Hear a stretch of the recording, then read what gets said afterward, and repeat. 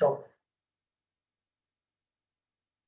buen día. El Instituto de Seguridad y Servicios Sociales de los Trabajadores al servicio de los poderes del Estado de Puebla, a través del Departamento de Enfermería y la Subjefatura de Enseñanza en Enfermería, les da la más cordial bienvenida a la sesión mensual de este mes de marzo. Agradeciendo una vez más el interés prestado a la actualización continua. Voy a ceder la palabra a nuestra jefa del departamento, la licenciada Doralicia Vallejo Ángeles, para que pues inaugure nuestra sesión. Adelante, jefa.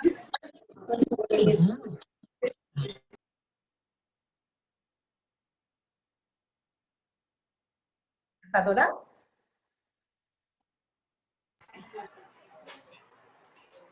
Sí, jefa, buenos días. Gracias, jefa, adelante. Buenos días, es un placer tenerlos aquí. El Departamento de Enfermería y la Subjefatura de Enseñanza del Hospital ISSSTE les da la cordial bienvenida a esta sesión mensual con el tema paciente pediátrico gran quemado de acuerdo a GPC.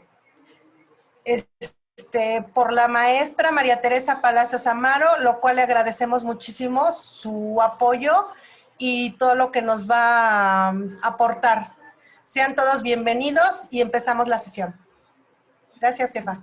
Muy amable. Bien, pues como ya lo dijo la jefa, hoy tengo el gusto de presentar a ustedes a la maestra Teresa Palacios Amaro, quien nos viene a hablar del paciente gran quemado de acuerdo a guías de práctica clínica, no sin antes presentar brevemente su reseña curricular. La maestra Teresa Palacios Amaro es licenciada en Enfermería por la Benemérita Universidad Autónoma de Puebla. Cuenta con posttécnico en Enfermería Pediátrica por la UNAM, Facultad FE Zaragoza. Cuenta con un posgrado de Enfermería en Neonatología por la UPAEP. Maestría en Ciencias de la Educación por Universidad IEU. Actualmente ella es doctorante en la educación de Universidad Digital de México, UNIDEM. Dentro de su experiencia laboral, la maestra cuenta con 20 años de experiencia en áreas críticas neonatales en el Hospital de la Mujer de la Secretaría de Salud del Estado de Puebla. Cuenta con experiencia docente, 18 años en el bachillerato José Ignacio Márquez del Seminario Menor Parafoxiano, impartiendo materias del área de la salud.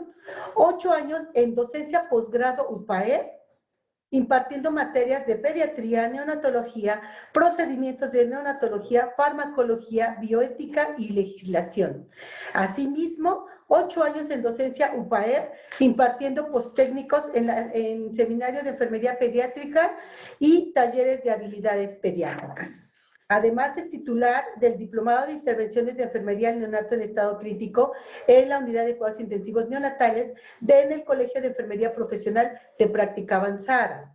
Asimismo, es docente hora clase en la nivelación de la licenciatura de la Universidad Digital de México, UNIDEM. Y actualmente titular del Diplomado de Proceso Enfermero y Notas de Enfermería con base al algoritmo NN 2024 en el Colegio Profesional de Práctica Avanzada. Maestra, un gusto tenerla con nosotros. Adelante, por favor. Bueno. Tiene su micrófono apagado, maestra. Ok, perdón. Buenos días a todos. Voy a compartir mi pantalla, maestra.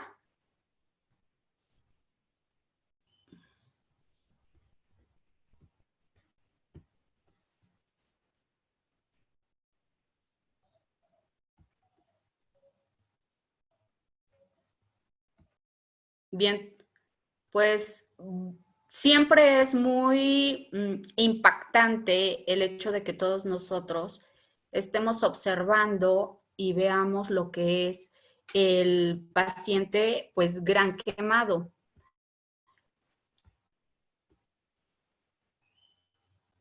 Ok.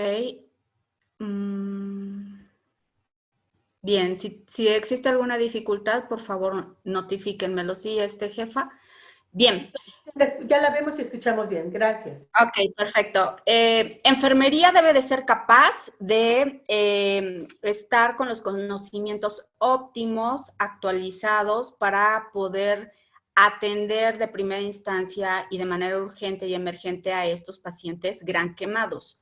La guía de práctica clínica, como todos nosotros sabemos, son pasos a seguir de acuerdo a evidencias, recomendaciones y puntos de buena práctica. ¿Para qué? Para que tengamos en conjunto, pues, planes de acción para estos pequeños y no perdamos tiempo, que el tiempo es muy valioso en estos pacientes pediátricos.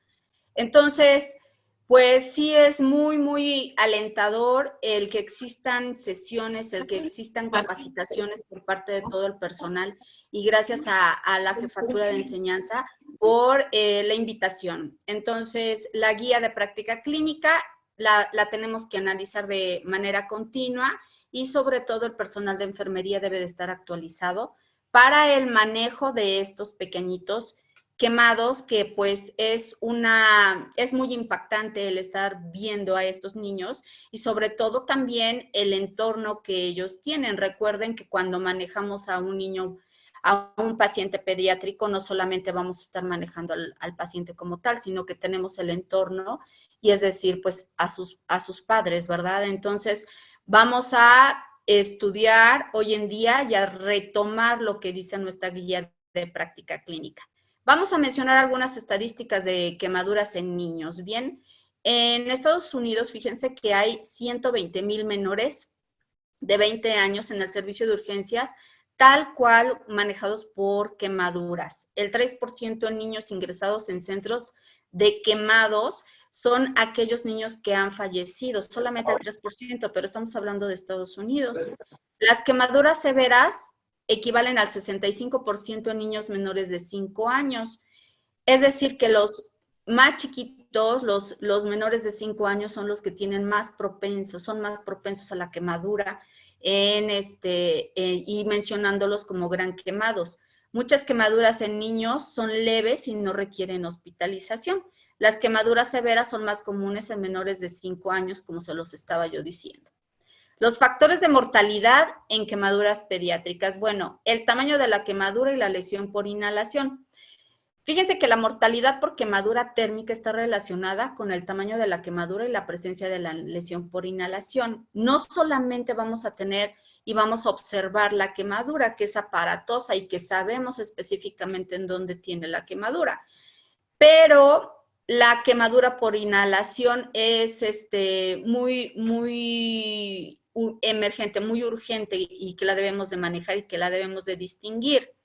La superficie corporal total y lesión por inhalación. Niños con lesión mayor o igual al 20% de superficie corporal total presentan una diferencia significativa en la mortalidad comparado con los que tenían una lesión por inhalación, del 15% al 4%. Si se unen estas dos quemaduras, es decir, quemadura evidente de piel más aparte la quemadura por inhalación, representa un gran índice de mortalidad en estos pequeños y hay que identificar perfectamente bien el tipo de quemadura. Y hay pacientes que solamente tienen quemaduras por inhalación y que debemos nosotros de identificarlo. Las quemaduras en edades pediátricas. Las quemaduras en edades pediátricas son un problema de salud pública, ya que además del riesgo de muerte que conlleva, pueden dejar secuelas invalidantes, funcionales y estéticas que causan trastornos psicológicos, sociales, familiares y laborales durante toda la vida. El conocimiento del manejo inicial de estos pacientes es trascendente para limitar o evitar secuelas y reinsertarlo en su entorno y más tarde en la vida productiva. Vivimos en una sociedad en la cual señalamos y que nuestros niños, ellos al estar involucrados con más niños, pues son muy honestos y llegan a tener llamadas de atención en el aspecto físico de estos pacientes. Y que si bien la adolescencia es una crisis propia de la edad, ya siendo pacientes con grandes quemaduras o con secuelas de quemaduras, llegamos a tener pacientes con secuelas psicológicas muy frustrantes y muy detalladas y muy evidentes.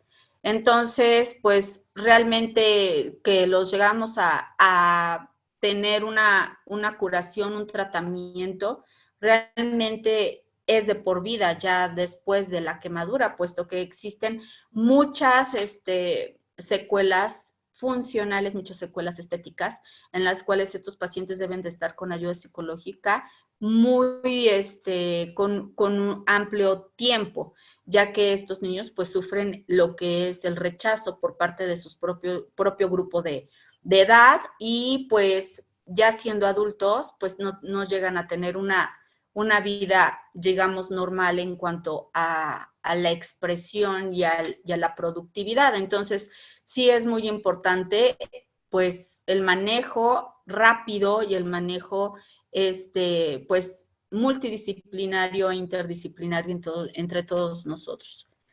Los objetivos de la guía de práctica clínica, pues, es disminuir la mortalidad y morbilidad de niños con quemaduras moderadas a severas, optimizar el manejo del gran quemado mediante recomendaciones basadas en la mejor evidencia científica disponible, es decir, el consenso de expertos y adecuadas al contexto institucional, establecer los criterios de referencia, centros de tercer nivel para su atención especializada, habiendo establecido su atención inicial de manera óptima. Los objetivos de la guía de práctica clínica son primordialmente estos tres, en los cuales la atención rápida va a marcar mucho del éxito del tratamiento del paciente. Ahora, ¿qué es un gran quemado en pediatría? Bueno, es aquel paciente en edad pediátrica que tiene 15% más de superficie corporal total quemada. Superficie corporal total quemada. Entonces, solamente marcando el 15% del cuerpo de estos pacientes, ya lo tenemos que llamar y ya le debemos de nombrar como gran quemado. Pero ¿cómo vamos a sacar ese 15%, no? Bueno, la evaluación de las quemaduras de acuerdo a la evidencia de la guía de práctica clínica, la extensión de la quemadura debe de determinarse con el diagrama del Nuth-Broden modificado. Los pasos a seguir en esta evaluación es identificar la edad del paciente. Si ustedes observan lo que es el cuadro 2 de la clasificación para determinar la extensión de la quemadura, nos habla por grupos de edad: recién nacidos a 1 año, de 1 a 4 años, de 5 a 9 años, de 10 a 14 años y más grandecitos de 15 años, ¿no? Y estamos hablando de superficie corporal total quemada. Y nos distingue lo que son las partes del cuerpo, desde la cabeza, cuello, tórax anterior, tórax posterior, nalga derecha, nalga izquierda, genitales, parte superior del brazo derecho, parte superior del brazo izquierdo, antebrazo derecho, antebrazo izquierdo, mano derecha, mano izquierda, muslo derecho, muslo izquierdo, pierna derecha, pierna izquierda, pie derecho, pie izquierdo. Y de acuerdo a la porción afectada, pues vamos a asignarle un número y posterior a esto vamos a sumar los porcentajes y registrar y reportar. Si es que llegamos a obtener un mayor del 15%, lo vamos a nombrar como un paciente gran quemado. Entonces, sí es importante identificar primeramente lo que es la edad del paciente, para posterior nosotros evaluar cada área del cuerpo afectada, asignar los porcentajes, sumar los porcentajes y registrar y reportar. Ahora, la clasificación de las quemaduras de acuerdo al primero, segundo, tercer y cuarto grado se dan por la American Burns Association, que es una clasificación de quemaduras de acuerdo a la profundidad, como evidencia en la guía de práctica clínica, en la cual también nosotros tenemos que manejar qué es gran quemado de tercer grado, de segundo grado, de primer grado. Entonces, vamos a observar las capas afectadas, los síntomas del paciente y el daño a largo plazo que puede estar especificado. Recordando que la de primer grado solamente tiene afectada la epidermis o la capa externa de la piel, en el segundo grado la epidermis y parte de la dermis, tercer grado epidermis, dermis y puede dañar el tejido subcutáneo, y en el cuarto grado pues los huesos, músculos, tendones y subyacentes. Las quemaduras por líquidos calientes en pediatría. Otras evidencias marca la guía que aproximadamente el 60% de las quemaduras en pediatría son causadas por líquidos calientes. Entonces, no es una imagen sacada de de una película de terror, es una realidad en la cual niños están a cargo de otros niños y cuidados solamente por el instinto infantil que tienen, ¿verdad? Entonces, los accidentes pasan en un abrir y cerrar de ojos y que ellos quieren satisfacer sus necesidades. Entonces, las quemaduras en pediatría son causadas por líquidos calientes en un 60%. En México son más frecuentes las quemaduras por flama en niños, el 72% secundarias a exposiciones a tanques de gas, fuegos artificiales o incendios en el hogar. Acuérdense ustedes cuando vemos y llegan pacientes y que desafortunadamente son en fiestas patronales, en 15, 16 de septiembre, en la cual hay más vendimia de lo que son los fuegos artificiales, y que estos niños se guardan los cohetes en las bolsitas y cae pólvora y después llega a haber una chispa y existe ahí una desgracia. Entonces, sí marca la guía de práctica clínica que los fuegos artificiales y los incendios en el hogar son un alto índice. También nos marca mucho en la guía la definición del triage y que nosotros debemos de tener el triage muy, muy claro, ¿no? Y es el método de selección y clasificación de pacientes basado en los recursos disponibles y sus necesidades terapéuticas que determina el tiempo que puede esperar un paciente para ser asistido. Entonces, nosotros debemos de identificar realmente lo que necesita el paciente y pasarlo como prioridad. Ahora, recuerden que les mencioné acerca de la lesión evidente, pero la lesión por inhalación y los puntos que sugieren lesión por inhalación son los siguientes. Nosotros debemos de estar pensando que ese pequeño está quemado por inhalación si llega a tener algunos de estos 8 puntos, que es la quemadura facial y en cuello, las quemaduras en las cejas, brisas nasales, las vellosidades, depósitos carbonáceos y cambios inflamatorios agudos en la orofaringe, esputo carbonáceo, disfonía, alteraciones del estado de conciencia, antecedentes de estar en espacios cerrados o exposición por quemaduras en cabeza y tórax. Entonces, la evidencia marca que si llega a tener alguno de estos puntos es que mi paciente tiene una quemadura por inhalación. Recomendaciones para el manejo de lesiones por vía aérea. Se recomienda el oxígeno al 100% en todo paciente con sospecha de lesión por vía aérea.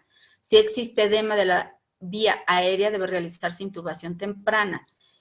Ante una quemadura por inhalación, se debe de realizar una intubación temprana.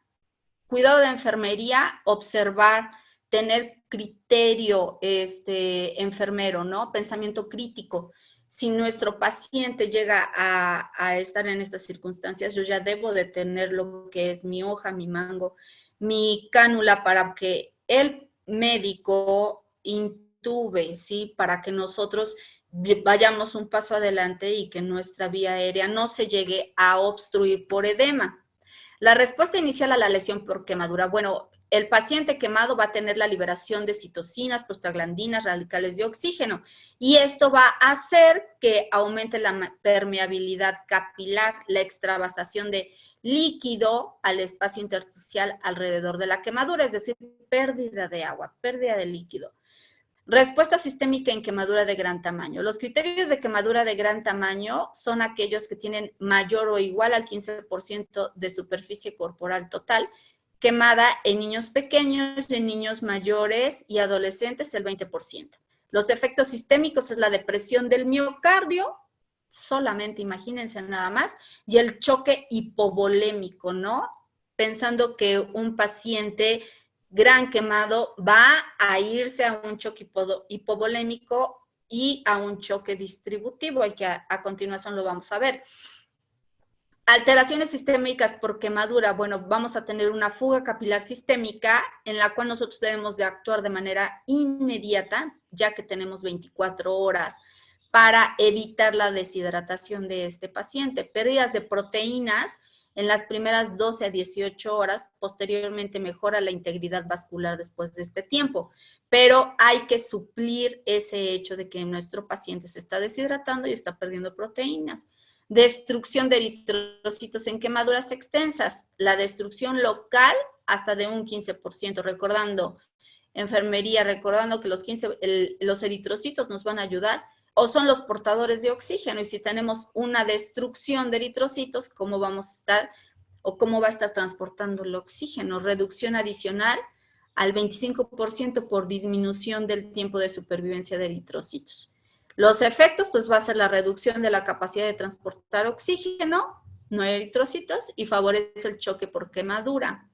Edema en quemadura, pues la aparición del edema inicialmente no es evidente, pero va a ser progresivo en las siguientes horas. Entonces, si se dan cuenta, hay que actuar de manera inmediata. Como les mencionaba, vamos a tener lo que es el choque hipovolémico y el choque distributivo. Si no tengo volumen, la distribución pues va a ser peor, ¿verdad? No vamos a tener una buena distribución y va a ser todo irregular en cuanto a los órganos y sistemas. Aumento de la resistencia vascular periférica y depresión de la poscarga cardíaca. Entonces, ya tenemos identificado que es un gran quemado, ya tenemos a mi paciente que tiene una quemadura por inhalación. Debo de verificar que mi paciente tenga un acceso para poder evitar que mi paciente caiga en un choque hipovolémico y aunado y a la par con un choque distributivo. Por lo tanto, como evidencia vamos a tener el manejo de líquidos. Se debe establecer un acceso venoso de forma inmediata a enfermería. La presencia de la piel quemada sobre el área no debe de impedir la colocación de catéter en una vena accesible. Entonces, pediatría, enfermeras pediatras, enfermeras muy hábiles canulizando lo que son las venas y el catéter, no debemos nosotros de evitar el no puncionar una vena si es que llegara a tener una piel dañada. Claro que sería lo ideal no hacerlo, pero al no tener accesos, recuerden que están perdiendo líquidos nuestros pacientes. Muchos pacientes con quemaduras moderables no requieren de la colocación de un catéter venoso central. Si no se tiene acceso venoso disponible para cualquier edad, el catéter intraóseo es una alternativa como urgencia. La primera respuesta del niño a la hipovolemia es la taquicardia, pero también debemos de pensar que estos pacientes tienen miedo, tienen dolor, tienen estrés y es necesario correlacionar la presencia de este signo con una evaluación integral. La reanimación con líquidos debe realizarse antes de que pasen 2 horas a partir de la lesión por quemadura. De lo contrario, aumenta la morbilidad y la mortalidad. Entonces, el manejo de líquidos ya, enfermería y como cuidados de enfermería, el tener lo que es lo indispensable para la intubación y también inmediatamente buscar acceso venoso para infundir lo que son los líquidos. La evaluación primaria y secundaria en el trauma. Bueno, el ATLS por la American College of Surgeons nos establece la BLS por la American Burn Association. La evaluación primaria comprende la secuencia mnemotécnica del ABCD. Ahora, nosotros ya sabemos que está quemado este paciente, pero lo que a mí me interesa principalmente es la vía aérea, como lo marca el diagrama y en el orden del ATLS y el ABLS. Vía aérea, mi paciente se encuentra respirando perfectamente bien, está desobstruido, tiene buena ventilación, tiene una buena circulación, existe un déficit neurológico, evaluar el estado neurológico del paciente y el control de la exposición. Ahora, ya que tenemos todo esto, vamos a identificar todos estos puntos que son de suma importancia y vamos a dejarlo, y vamos a tenerlo controlado. Y vamos a empezar a manejar lo que es la quemadura. No podemos llegar y manejar inmediatamente la quemadura sin antes estar haciendo la evaluación primaria y secundaria del trauma. La lesión de la vía aérea. Todo paciente expuesto al fuego tiene sospecha de la lesión por inhalación, como ya habíamos dicho, por productos tóxicos de la combustión, que no está directamente el fuego en la narina y que sería bastante obvio que si está quemado en la nariz el niño, pues tiene lesiones por inhalación, ¿no? Pero como ya lo habíamos dicho, quemaduras de las cejas y brisas nasales, depósitos carbonáceos, espacios cerrados y quemaduras de cuello faciales y de tórax son importantes. Vean ustedes cómo se muestra en la imagen, cómo se ve lo que es las quemaduras por inhalación al estar intubando al paciente. Entonces, ¿qué es la medida inmediata que enfermería debe de pensar? Tener todo lo disponible para la intubación, ¿sí? Ahora, el manejo hospitalario en la vía aérea, debemos nosotros de hacer el diagnóstico en lesiones sospechosas, ¿no? En pacientes con sospecha de lesión de la vía aérea se recomienda realizar una evaluación completa mediante placa de rayos X, laringoscopía indirecta, broncoscopía, para obtener el diagnóstico preciso y oportuno. Sí, la ventilación mecánica efectiva. Los estudios demuestran que en pacientes con ventilación mecánica, el manejo con volumen tidal bajo, es decir, el volumen que nosotros le estamos administrando de aire o de oxígeno, ha logrado disminuir significativamente tanto la mortalidad como los días en fase 3, mejorando el pronóstico general. Las recomendaciones para pacientes en ventilación mecánica. Bueno, la posición de la cabecera. Para los pacientes en ventilación mecánica es recomendable la posición de la cabecera a 30 grados. Los cambios de posición corporal hacia los lados cada 2 horas, como recomendaciones de la guía de práctica clínica. La higiene bucal cada 6 horas y la profilaxis gastrointestinal. Todo paciente gran quemado debe de tener profilaxis gastrointestinal. ¿Esto qué quiere decir? Que los pacientes van a generar úlceras por estrés. Los pacientes con quemaduras de más del 15% de superficie corporal quemada total tienen riesgo de desarrollar úlceras por estrés. La guía de práctica clínica aún maneja el uso de la ranitidina tanto IV como vía oral. Ya está en desuso por los grandes índices y de ser un producto cancerígeno, ¿no? Por tener una impureza de la nitrosamina. Entonces, ya está fuera de mercado, pero tenemos lo que es el omeprazol. Y nosotros debemos de empezar con la profilaxis gastrointestinal. Todo paciente que llega con diagnóstico de gran quemado debe de ser manejado de manera inmediata con omeprazol 1 miligramo kilogramo día en 1 o 2 dosis por día según la guía de práctica clínica como evidencia. Si las quemaduras comprenden más del 15 al 20% de la superficie corporal total o si presentan náuseas, vómitos o distensión abdominal, se debe de colocar sonda nasogástrica a succión, siempre y cuando el paciente tenga lo que son las náuseas, los vómitos y la distensión abdominal. La reanimación con líquidos. La mejor elección para tratar a estos pacientes pues es el lactato de Ranger. Para los niños menores de 20 kilos de peso, agregar dextroxa al 5% a los líquidos de mantenimiento, la mejor elección. Y tener los coloides que se agregan después de las 24 horas para restaurar la presión oncótica y preservar el volumen intravascular. Entonces vean que nosotros debemos de saber e identificar qué es lo que necesitamos en estos pacientes para poder hacer reanimación con líquidos. Partes de las evidencias, se documentó mayor mortalidad en los pacientes tratados con albúminas comparados con los tratados con cristaloides. No se ha reportado diferencia de la utilización de soluciones coloidales respecto a las soluciones salinas, ni de soluciones hipertónicas respecto a las isotónicas.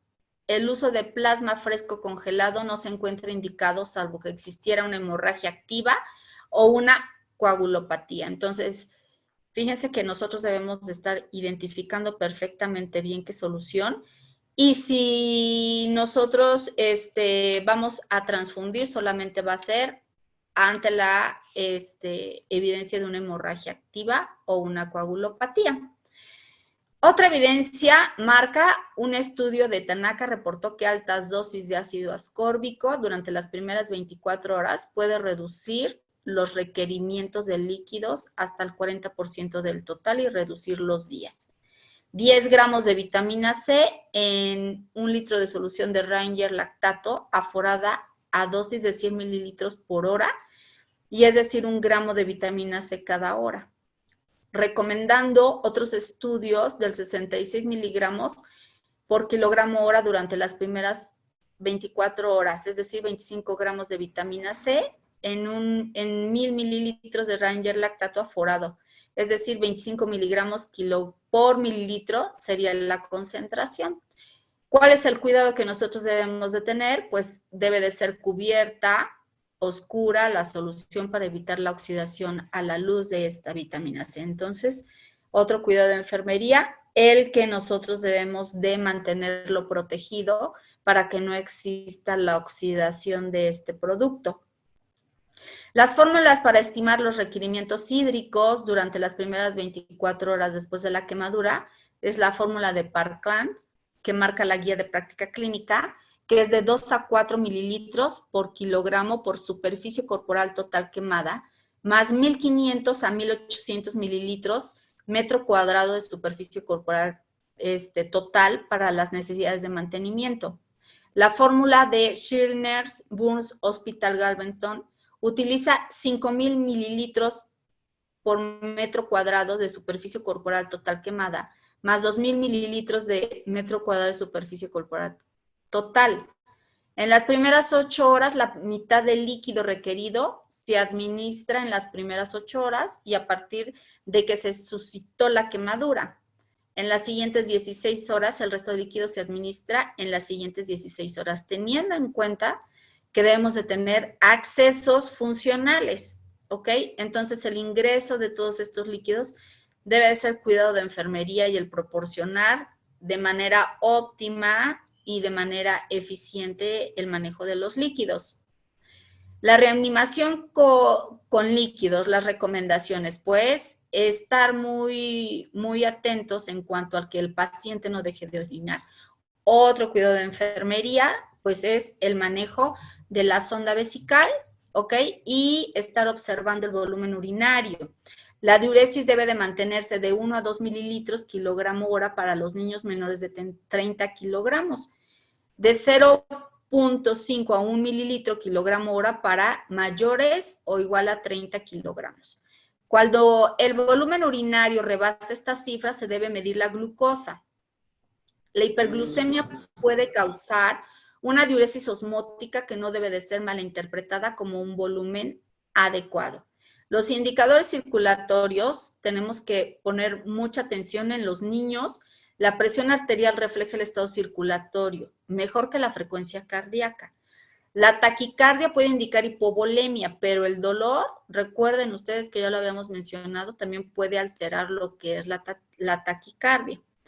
La acidosis metabólica puede ser la manifestación de una reanimación de líquidos inadecuada o bien ser secundaria a la exposición de cianuro y monóxido de carbono. Entonces, tenemos que estar muy atentos en cuanto a la colocación de sonda vesical, a la buena fijación de la sonda vesical, al buen funcionamiento, ¿sí?, de la sonda vesical, estar tomando glucosa de manera oportuna y estar muy atentos en cuanto a que el paciente no presente náuseas, vómitos, confusión, cefalea, sabor metálico, ya que esto sería indicador de una acidosis metabólica. Entonces, hay que estar muy atentos también con el patrón neurológico de estos pacientes para que ellos se estén expresando con uno.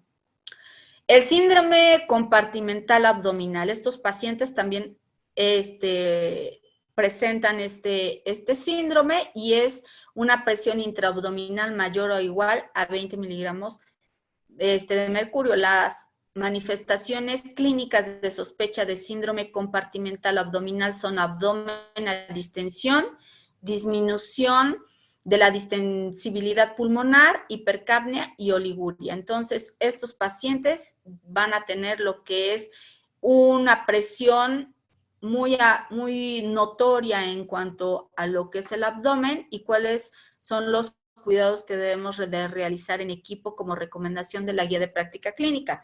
La vigilancia estrecha del estado hídrico del paciente, la posición corporal adecuada, el manejo del dolor, el manejo de la sedación, la descompresión nasogástrica, la colocación de una sonda nasogástrica y esclerotomía del tórax con el propósito de disminuir la presión intraabdominal.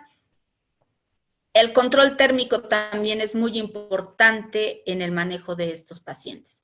La pérdida de calor se minimiza y disminuye la tasa metabólica cuando el paciente se mantiene a un ambiente de 32 grados centígrados. Entonces, estos pacientes hay que prevenir lo que es la hipotermia, deben de estar en un ambiente cálido para que esta descompensación de líquidos que están perdiendo no complique lo que es la pérdida de calor. Monitorea la temperatura corporal, tanto en la fase prehospitalaria, quirófano, como en las unidades de quemados. Se recomienda una temperatura ambiental de 32 grados para evitar la pérdida de calor y disminuir el metabolismo. Recuerden que los cuidados que nosotros les debemos de dar a los pacientes son destinados a los pacientes. Nosotros podemos sufrir de incomodidad del calor que existe en el área, pero pues los cuidados son primordiales para ellos y no debe de bajar de 32 grados como lo marca la guía de práctica clínica. Ahora, la profilaxis antibiótica como evidencia, los antibióticos sistémicos no están recomendados de manera inicial en pacientes quemados. Hay pobre evidencia sobre descenso significativo de la mortalidad por la profilaxis de antibióticos sistémicos.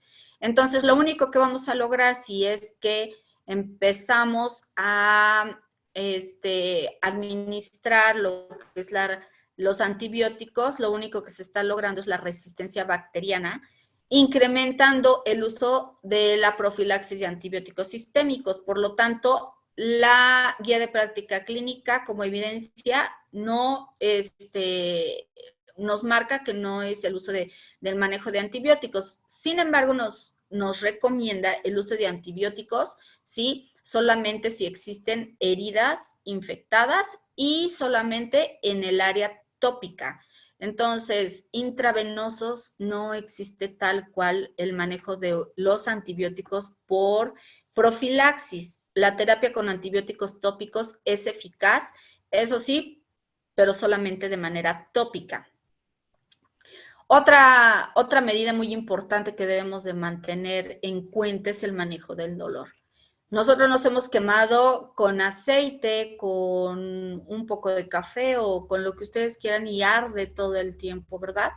El manejo del dolor es muy importante en pediatría con el manejo del gran quemado. Y tenemos los analgésicos narcóticos para aliviar el dolor, la morfina de 0.1 a 0.2 miligramos kilogramo de peso cada 4 horas, intravenoso o intramuscular.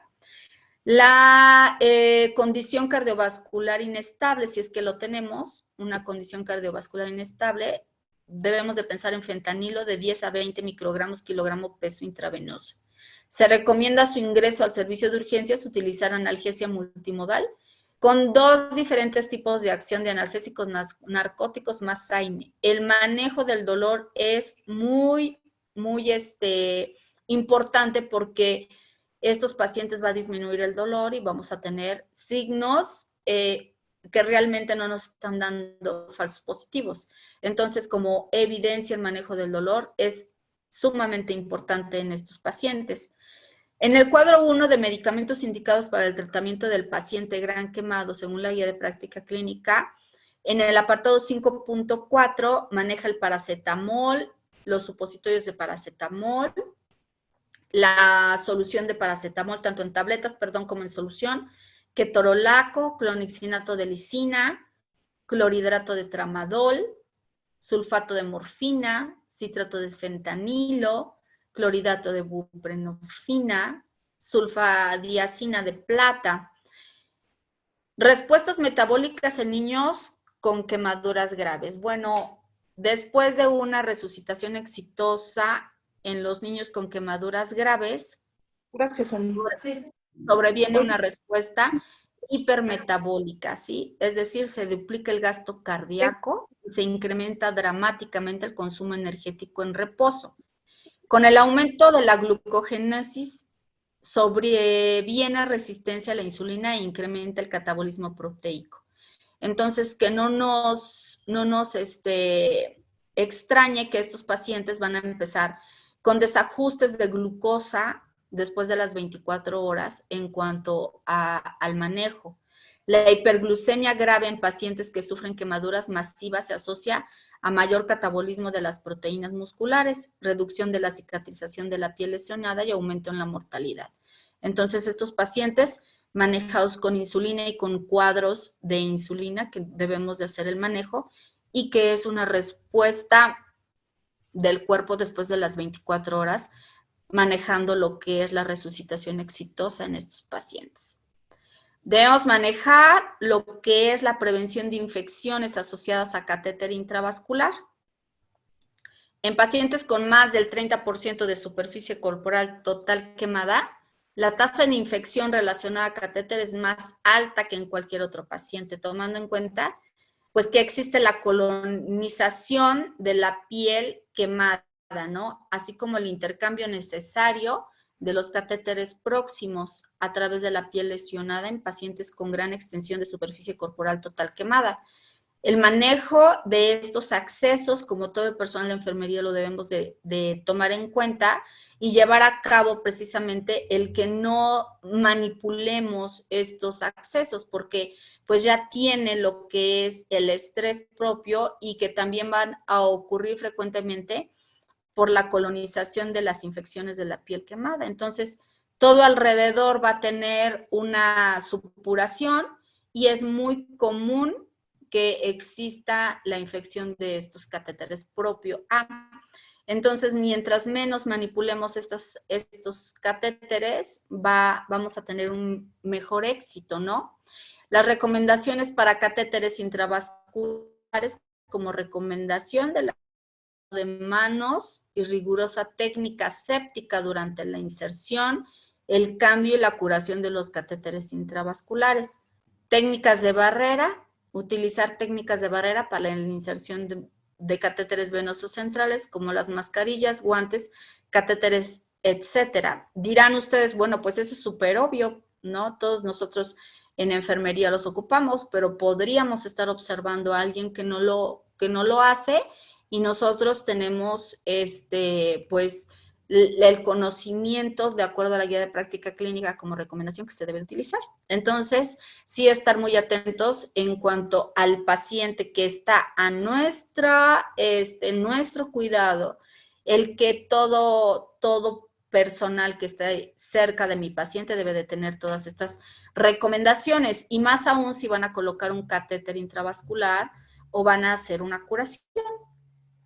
Materiales recomendados, por seguridad, se debe referir los catéteres de teflón, el elastómero de silicona o poliuretano.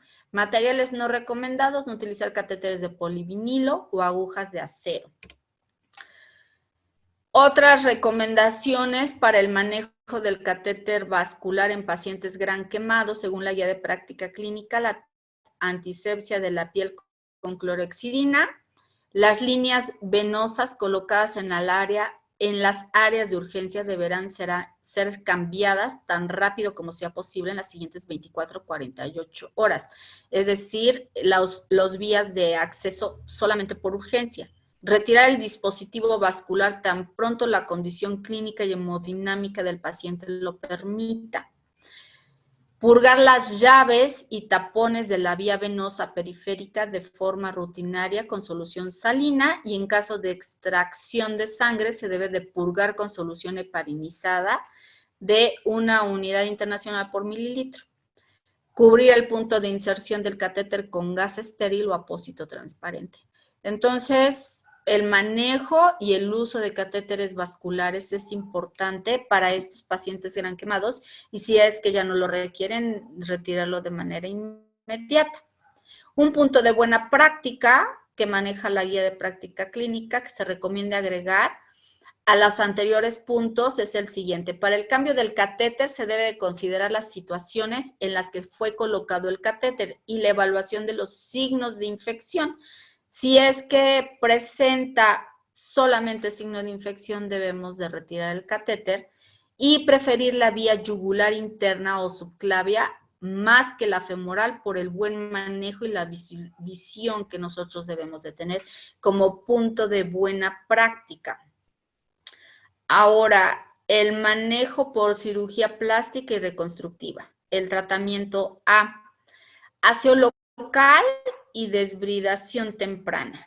¿Qué es la desbridación? Pues es el desbridamiento del tejido desvitalizado, incluyendo las ampollas rotas, disminuye el riesgo de infecciones. Además, la profundidad de las quemaduras se puede determinar con mayor precisión cuando el lecho de las heridas se inspecciona directamente. Entonces, la desvibración, la limpieza de estas heridas y que deben de estar completamente sin ningún tóxico y solamente así podemos observar realmente la calidad de piel y el regeneramiento de esta piel. Entonces, son sometidas a este tratamiento, a esta debridación temprana y para mantener lo que es limpia la área y poder observar realmente con precisión el hecho de la herida. El manejo de las ampollas por quemaduras. En cuanto a recomendación, existe la controversia en la guía de práctica clínica, en la que los expertos recomiendan que las ampollas grandes y aquellas que son muy dolorosas deben de ser eliminadas. ¿Okay? Las ampollas de palmas y plantas, aún siendo grandes, pueden ser drenadas sin retirar la epidermis para que funcione como cubierta temporal. Se disminuye la tensión, el dolor y favorece la revitalización. Entonces, punto de buena práctica, sí drenar lo que son las ampollas, pero no retirar lo que es la cubierta temporal, ¿sí? Entonces, ya que esto nos va a ayudar para prevenir infecciones, drenarla solamente, pero no retirar lo que es la cubierta temporal que tienen. El tratamiento inicial de las quemaduras. Inicialmente las quemaduras se deben de limpiar con jabón suave y agua. Los desinfectantes deben de evitarse, ya que pueden inhibir la cicatrización de las heridas. La ropa y suciedad que estén incrustados en las heridas deben de ser totalmente eliminados. El cuidado inicial se debe dirigir a evitar mayor daño y debe realizarse una vez que el paciente se encuentre estable. Se debe eliminar todo material extraño, tierra, productos químicos, de ser necesario, retirar la joyería, ya que puede causar constricción por el edema.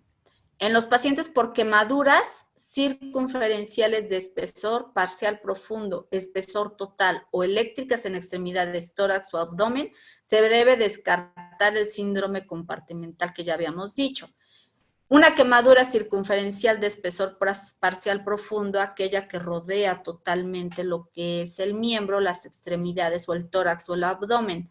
Y como lo dice la guía de práctica clínica, siempre tomando en cuenta que estos pacientes van a tener un síndrome compartimental.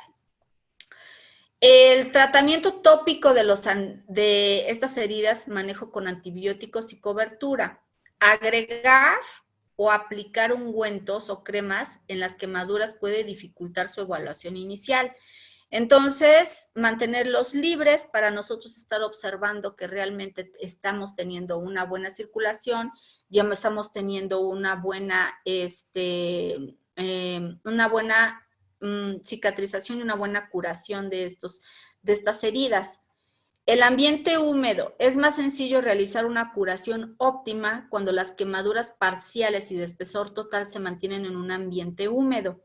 La cubierta proporciona una barrera que disminuye el dolor y el riesgo de infección. Como evidencia, siempre nosotros que tenemos pacientes ya gran quemados y que llegan a las áreas hospitalarias, ya llegan luego con medidas que les colocan dentro en casa, ¿no? Ya llegan con pasta de dientes, ya llegan con, ¿qué les gusta? El huevo, la mayonesa, el hielo directo, y ya llegan más complicados porque el vecino o el familiar les ha colocado algo. Los antibióticos tópicos que se han utilizado para cubrir las quemaduras y reducir el riesgo de infección son estos, que nos marca la guía de práctica clínica, ¿ok? La sulfadiazina de plata al 1% es lo ideal para colocarlo, el acetato mafedine, la bacitracina, nitrofurazona, y apósitos sintéticos con plata. Es lo ideal como evidencia en el manejo de las quemaduras en nuestros pacientes gran quemados en pediatría. Los antibióticos tópicos a base de plata. Actualmente los antibióticos tópicos más empleados son a base de plata en cremas y en apósitos, ya que tienen un estudio de coherente retrospectiva y ECA y ha reportado que los apósitos que contienen plata ionizada y nanocristales han sido superiores a la sulfadiazina de plata en cuanto a la revitalización de heridas y confort para el paciente. Nosotros debemos de utilizar apósitos que contienen plata ionizada y nanocristales, en lugar solamente de la sulfadiazina de plata. Pero bueno, si nuestra institución solamente nos marca lo que es este producto, es lo ideal que se debe de colocar en estos pacientes con quemaduras. El apósito con plata nanocristalina en el tratamiento tópico de las quemaduras demuestra una actividad antimicrobiana capaz de reducir la colonización y prevenir la contaminación por microorganismos. Hay reducción del dolor y además un control significativo de la infección de las quemaduras.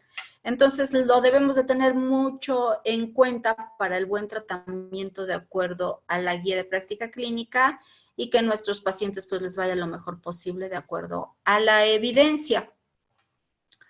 Los sustitutos cutáneos, biológicos y sintéticos, apósitos sintéticos, el apósito con capa externa de poliuretano y 3 internas de hidrocoloide, 3 capas internas de hidrocoloide, es lo que se utiliza con una lámina sintética de poliuretano semipermeable. Los apósitos, por el manejo de la clínica de heridas, que ya es mucho más efectivos, y que deben de estar en tratamientos continuos. Los apósitos biológicos temporales, por ejemplo, la piel de cadáver, que es un holoinjerto, membranas amnióticas, piel de porcino, seno injerto, queratinocitos cultivados, in vitro, láminas de silicón con monofilamentos de nylon más colágenos y fibroblásticos neonatales, láminas de silicón con monofilamentos de nylon más colágeno de porcino, submucosa de intestino de porcino.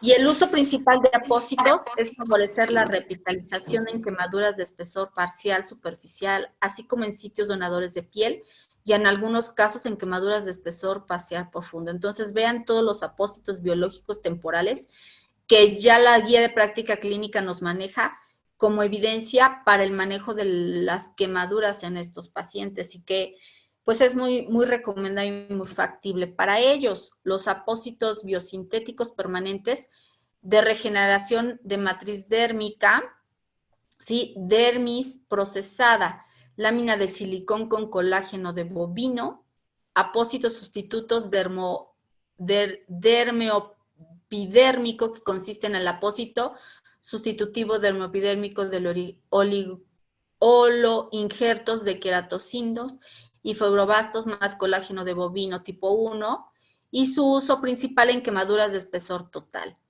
El uso ya de apósitos que nosotros debemos utilizar es muy vasto y la guía de práctica clínica nos maneja de varios aspectos, ¿no? Pero también nosotros debemos de basarnos en lo ideal para el tipo de quemaduras que nuestros compañeros y nuestros compañeros de clínica de heridas son los expertos para el manejo de estos y que se deben de guiar en la guía de práctica clínica. Si nosotros manejamos a estos pacientes de una manera óptima, de una manera eficaz, de una manera segura, de una manera rápida, eficiente, manejo en equipo, les va a ir menos mal posible. Sí van a tener secuelas estos pacientes, pero nosotros debemos de que tengan las menores secuelas, ¿no?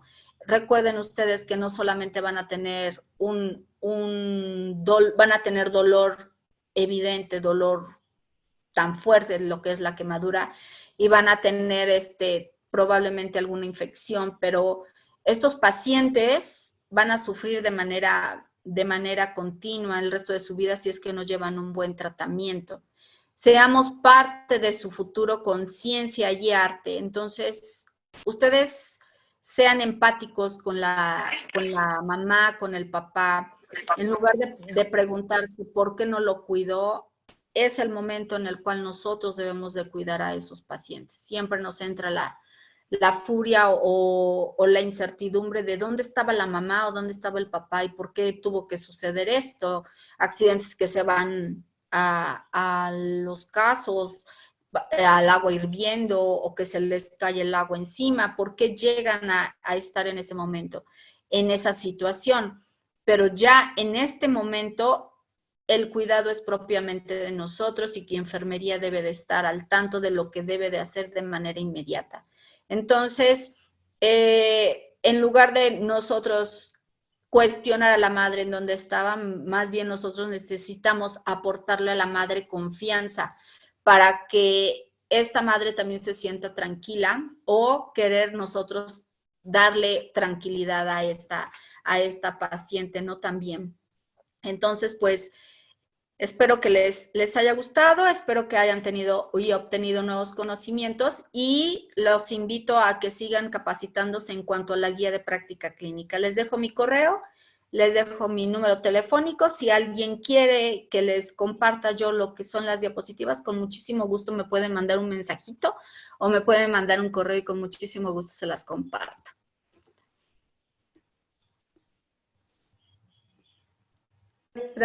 Muchas gracias. Hay algunas preguntas que me voy a permitir leerlas para que nos apoye dando respuesta a las mismas. Sí.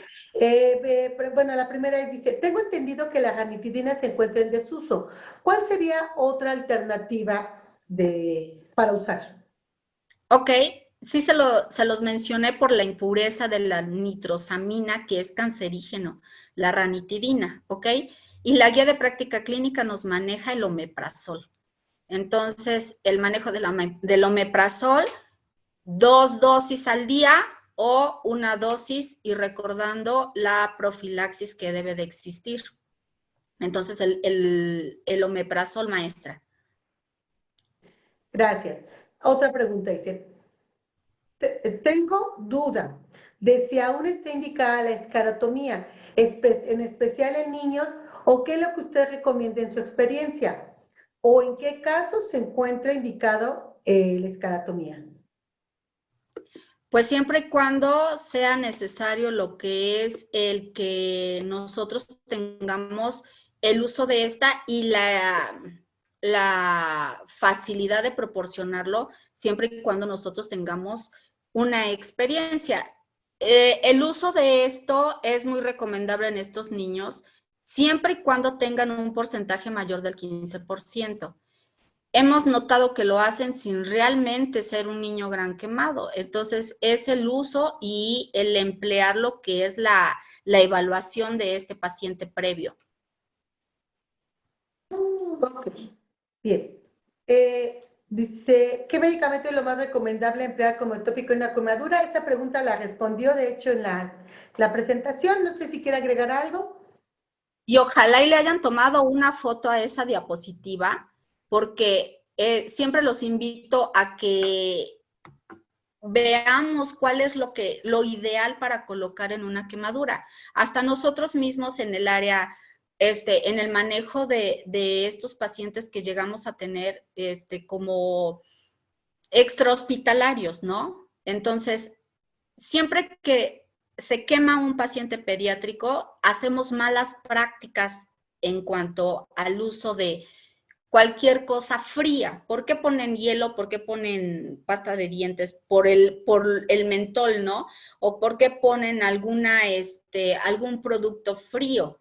Realmente lo que se debe de hacer ante una quemadura, y estoy hablando de manera extrahospitalaria, es inhibir la quemadura, inhibir que se siga quemando el paciente. ¿Y qué es lo que se tiene que hacer? Al chorro de agua. Simplemente humedecer al paciente para que no se siga quemando. Nosotros observamos al paciente y tenemos una quemadura en la piel, pero el paciente sigue sintiendo el dolor y el ardor, y no porque no veamos el fuego, no significa que no se siga quemando. ¿Sí me explico? Entonces, debemos de omitir esa expansión de la quemadura, por lo tanto, al chorro de agua corriente, no el agua helada, no, con hielo, no, porque también existe otro tipo de quemadura por frío, pero nosotros tenemos que impedir que lo que es la quemadura se siga expandiendo al chorro de agua. Entonces, nada de colocarle huevo, pasta de dientes, como muchas mamás o muchos pacientes nos llegan ya complicados en estos niños, ¿sí? Y que aparte de estar tratando la quemadura, ahora voy a estarle tratando de quitar, han llegado pacientes hasta con óxido de zinc, ¿sí? Tratando de quitar el óxido de zinc y que le tenemos que colocar otra medida para retirar. Entonces, sí es muy recomendable que no hagamos ese uso, ¿sí? de prácticas. Gracias, maestra. Pregunta a Gerardo Pérez. Comentó que la sonda nasogástrica es a succión, o entendí mal, y esa derivación. No. La guía de práctica clínica maneja que si el paciente tiene vómito continuo, náusea continua y que no se ha manejado o que el omeprazol no nos estaba funcionando como medida inicial, es a succión, pero muy, muy lenta, muy baja. Controlada. Solamente hasta que el omeprazol empiece a funcionar y nosotros tengamos ya lo que es a derivación, pero sí lo maneja a succión. Gracias. Pero solamente si el paciente llega a tener este tipo de sintomatología. Contigo, claro. Laura Cuevas, yo hice una pregunta referente a los apósitos de parche de plata, donde usted instruye que son recomendables. No sé si quiera comentar algo más referente a los parches de plata, apósitos de plata, maestra. Están los parches de plata y están las de nanopartículas, pero fíjese, maestra, que en las instituciones no nos llegan a surtir esos dispositivos o esos apósitos. Pero si nosotros tenemos, el de plata es muy recomendado, ya que la guía de práctica clínica maneja que este tipo de apósitos también nos van a ayudar para el manejo del dolor. Entonces, sí es recomendable el que nosotros coloquemos lo que son los apósitos de plata. Sí es recomendable. Ok, bien, maestra. Pregunta Cris, ¿con qué tipo de apósitos se deben fijar los catéteres? Entiendo que hay mucho trasudado, a veces dependiendo de la zona de quemadura del paciente, si es el tórax, hay mucho trasudado y yo creo que esa es una de las limitantes que tiene el profesional de enfermería. Con su experiencia, ¿usted qué recomienda, maestra?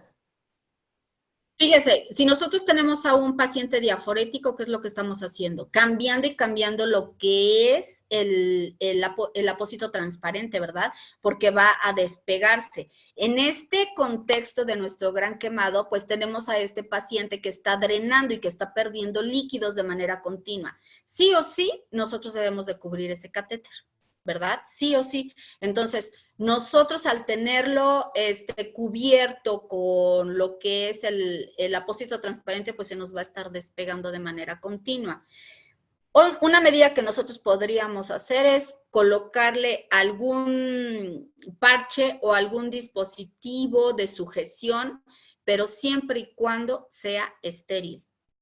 Ajá, entonces si nosotros tenemos el uso de pegar lo que es el apósito transparente y se nos está despegando, el uso, por ejemplo, del IPAFIX, pero siempre y cuando, maestra, sea estéril el uso. No es el IPAFIX que tengo en la bolsita o el que ando trayendo, no, es uso recomendable. ¿Por qué? Porque toda el área que tenemos alrededor se encuentra humedecida.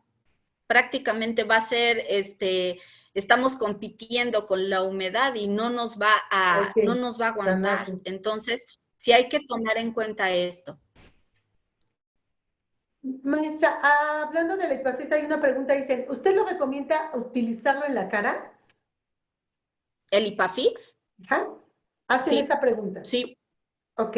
Y miren, el hecho de que nosotros busquemos dispositivos que le duren y que le lesionen menos es factible, tan solo con el área neonatal. En el área neonatal nosotros lo que debemos de hacer es que la fijación nos dure. Y algo que nosotros debemos de entender, que la fijación no es la que se cambia de acuerdo al tiempo, lo que se cambia es llámese sonda, llámese catéter, pero la fijación es lo más perdurable posible. En cuanto a Lipafix, nosotros lo podemos utilizar. Y les voy a decir algo, el Lipafix se despega igual que cualquier otro dispositivo con el uso si es que no lo tenemos, si es que no le tenemos un cuidado óptimo. Entonces, el uso de cualquier dispositivo que nosotros podríamos ocupar en la piel, siempre y cuando sea lo mejor y humanamente limpio, ya que me han contado que de las cajitas o que anda en un servicio y anda en el otro, y que el producto que nosotros estamos ocupando está sucio. Entonces, eso es lo que contamina primordialmente a lo que es el área, ¿ok? Y en ese contexto, maestra, creo que es importante que no debemos de olvidar de que es una lesión, es una herida con alto riesgo de infección. Entonces, que en todas las técnicas que realice el profesional de enfermería debe ser estéril. Bien, maestra. Hay otra Como pregunta. se lo... Perdón, Perdón, maestra, que la interrumpa. Como les decía yo, si nosotros estamos en una unidad de cuidados intensivos y estamos manejando cualquier curación con nuestros pacientes y que debemos de tener nuestras medidas de protección, con más importancia en el uso de esto con este tipo de pacientes. Recuerden que son heridas grandes, heridas en las cuales están como esponjitas absorbiendo todo y que cualquier cosa podría infectar a este paciente. Y ahora sí, ahí vienen los antibióticos. Ajá, entonces, todo paciente gran quemado va a tener una lesión gástrica, como ya se los dije, por estrés. Pero aparte, pónganles ustedes los antibióticos y que va a tener mucho mayor secuela gástrica con estos pacientes. Entonces, sí es muy importante que todos nuestros pacientes sean cuidados por el personal de enfermería. ¿Ok? Entonces, con la pena, doctor, póngase su gorro, con la pena, residenta, póngase su cubrebocas. Ustedes deben de ser empoderados y pedirle al personal que está alrededor que usen las medidas, y es más, nosotros llevarlo, y por favor, colóquese su cubrebocas, ya se lavó las manos antes de estar en el entorno del paciente. Entonces, muy empoderados con esto, colegas. Bien, muchas gracias, maestra. Pregunta Miguel Gerardo. Bueno, la felicita, ante todo, la saluda. Dice, Gracias. ¿qué tan recomendable es utilizar apósitos hidrocoloides en el paciente quemado o gran quemado? Sí, sí es recomendable. La guía de práctica clínica por punto inicial maneja los apósitos de plata, ¿ok? Pero también recomienda los parches hidrocoloides en estos pacientes, pero con 3 capas de hidrocoloide. Eso sí es importante para que nuestros pacientes sean reconstitutivos en cuanto a la cicatrización. Pero, colega Miguel, es más importante lo que es la plata primero y posterior para la regeneración lo que es el hidrocoloide de 3 capas. Sí, claro, no debemos olvidar el uso que tiene cada uno, ¿no? Unos son coadyuvantes para eliminar humedad en las lesiones y el otro es cicatrizante como tal o regenerador tisular. Entonces, yo creo que dependiendo de lo que queramos lograr en nuestro paciente, pues debemos de tenerlo muy presente. Dice, tiene otra duda precisamente también Miguel Gerardo. En el uso de gluconato de clorhexidina en el paciente quemado, ya que por su contenido de alcohol no sería recomendable, ¿qué antiséptico a su experiencia usted recomienda? Pues la guía de práctica clínica maneja la clorhexidina. Ok. Bien. Realmente, entonces, en el antiséptico a su experiencia, pues manejamos la clorhexidina. Recuerden que es mucho más factible, ¿no? El uso de estos antisépticos y que nos van a lograr, si es que no llegaran a tener clorhexidina, ¿qué es lo que podrían utilizar? ¿Qué es lo que tenemos en las unidades? Desafortunadamente tenemos el alcohol solamente, ¿sí? Y el yodo real, ya saben que no se puede utilizar, no podemos utilizar el yodo. pero pues tan solo para hacer curaciones de catéteres, ¿sí? A nivel hospitalario, realmente lo que necesitamos es clorhexidina. Si es una lesión, imagínense, yo nada más pienso, si yo me he quemado porque me salta el aceite y cómo arde, después ponle otro producto que te va a lesionar, Claro. ¿no? Sí, Pero no, díganme que no duele ante una quemadura y ante un paciente gran quemado. sí, no. Entonces, es preferible el manejo del dolor, colega, eso es bien importante, y otra, pues el manejo de la herida por medio de los antibióticos tópicos y el manejo de lo que es, pues los parches, como ya lo habíamos mencionado. Entonces, no vamos a estar bañándolo de clorhexidina y solamente va a ser en los puntos necesarios en cuanto a la curación del catéter, si es que en este caso nos referimos a esto, y solamente va a ser en el punto. Pero sí es muy importante que nosotros realmente lleguemos al tiempo para hacer esa curación, que no estamos manipulando ese catéter, porque si lo abrimos cada 24 horas, pues vamos a estar usando y usando y usando la clorhexidina. Entonces, realmente darle el tiempo que debe de ser a la clorhexidina, maestra. Y desafortunadamente, pues sí nos va a estar lesionando, pero pues vamos a ver y valorar el riesgo-beneficio. Ya. Bien, esa parte es importante, considerar, valorar riesgo-beneficio. Maestra, nos pregunta la jefa Olga Díaz, la felicita, la saluda, dice, hay una nueva Gracias. forma de quemadura que es el ataque por ácido. En esos casos, ¿qué debemos hacer? Fíjese que de acuerdo al ácido, la quemadura se hace más intensa si es que llega a tener contacto con agua, ¿ok? Llámese ácido sulfúrico, ácido nítrico, los sarricidas en los cuales están en contacto con los pacientes. Entonces, sí es muy importante el que lleguen al área de urgencias, pero que no lleguen a tomar medidas estos pacientes, si es que llegan a ser con ácido, porque si no vamos a incrementar lo que es la quemadura, se activan y se potencializan los ácidos. Entonces, no colocar nada y dirigirnos a la unidad hospitalaria, en la cual se le tiene que preguntar a la madre o al cuidador que con qué se quemó y que debe de identificar el producto con el cual se ha quemado. Entonces, nosotros debemos de limpiar esa herida ya como tal dentro de la unidad hospitalaria y debemos de seguir lo que marca la guía de práctica clínica. Entonces, nosotros debemos de estar atentos con qué se quemó para poder nosotros poder implementar lo que marca el manejo de lo que es el dolor importante, el manejo de lo que son los apósitos y el estar observando que esta quemadura ya no se potencialice. Entonces, sí es muy importante el que nosotros estemos observando con qué se quemó. Entonces, si se quemó con cualquier ácido, no estarlo lavando o queriendo inhibir la quemadura con agua en una ducha.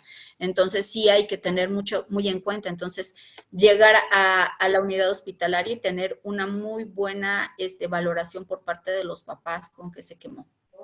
Gracias. Ahí mismo contestó la pregunta de Graciela Ajá. Morales, que cuestionaba qué tipos de quemaduras está contraindicado el uso de agua. Entonces, ahí ya lo Ajá. mencionó usted. También, Olga Díaz, en relación a la pregunta de la quemadura por ácido, ella ahora hace la pregunta, Sí. ¿y qué pasa con aquellos pacientes que ingieren ácido, maestra? No inducir el vómito, porque si no tendríamos una segunda quemadura, ¿ok? Entonces, no inducir el vómito si es que llegamos a tener una quemadura por ingesta.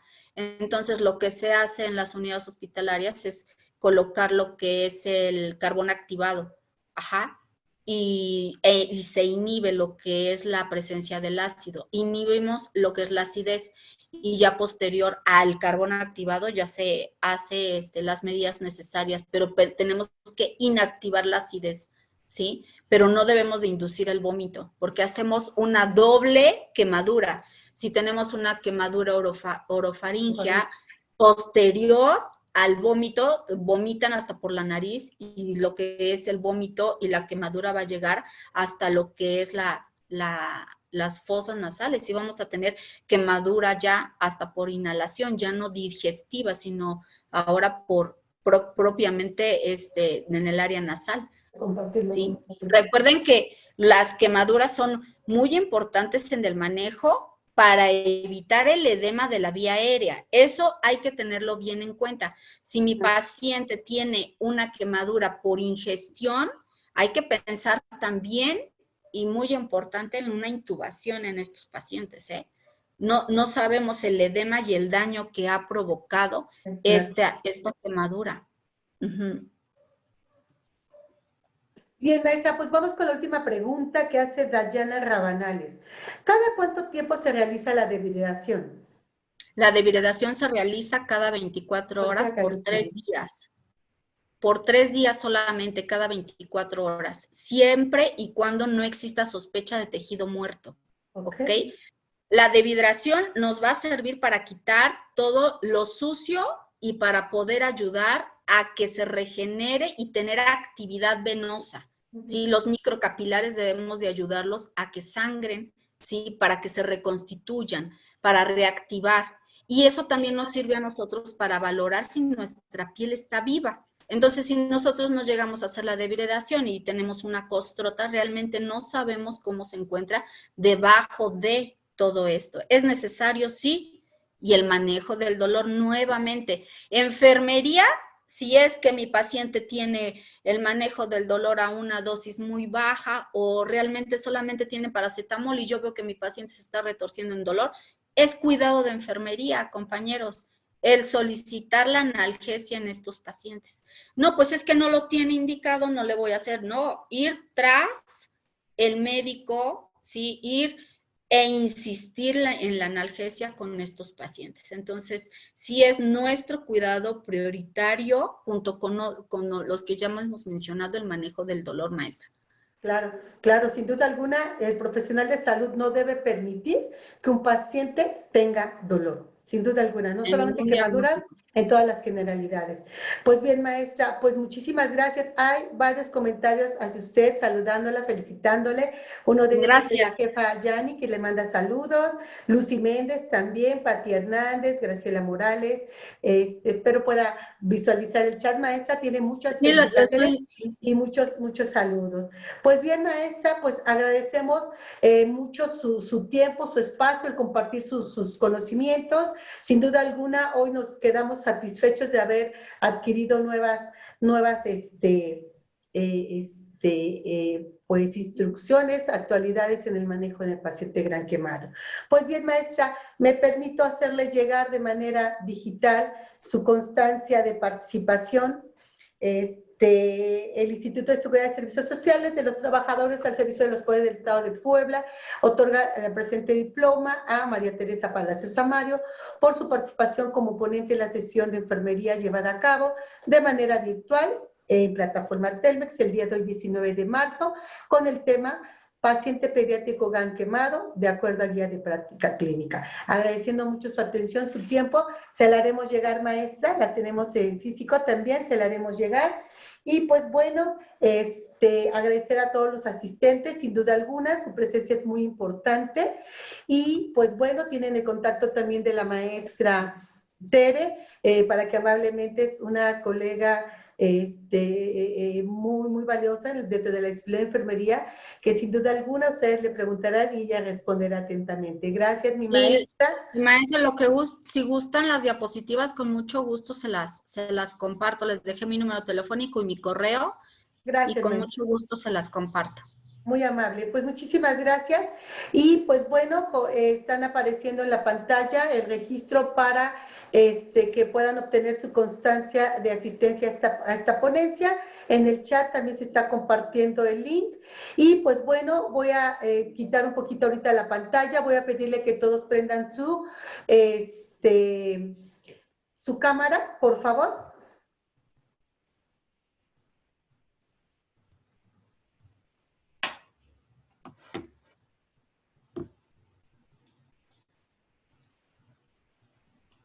Ya no la escuchamos, maestra.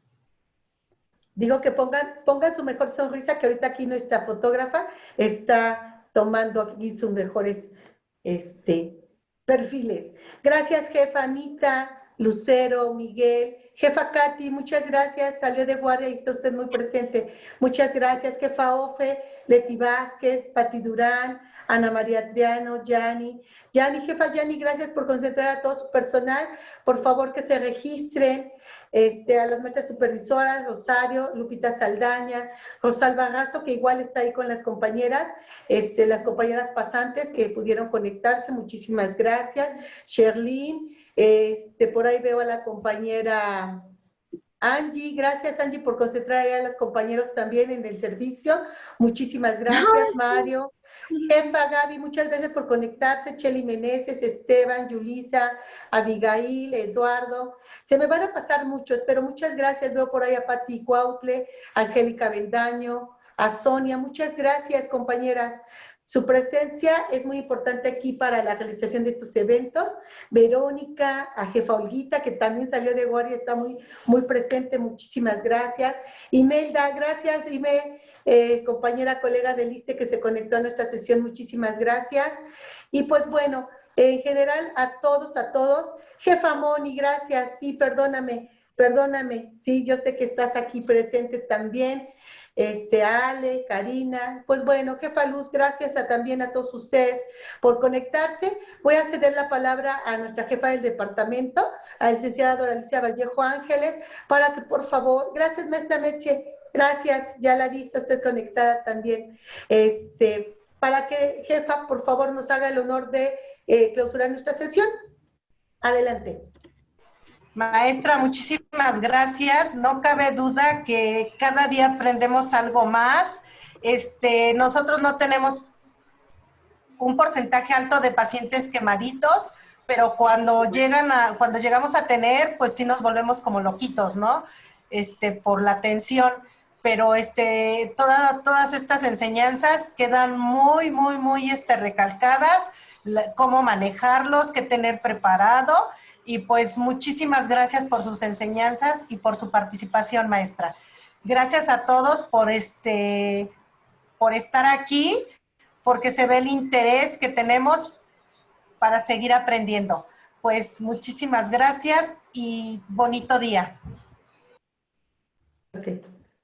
Muchas gracias. Gracias, maestra Tere. Gracias a todos por su participación. Un gusto, maestra. Nos vemos la próxima semana. Tenemos una sesión de la clínica de heridas.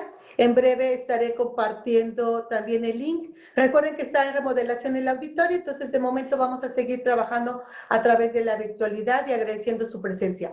Muchas gracias. Bonito día para todos.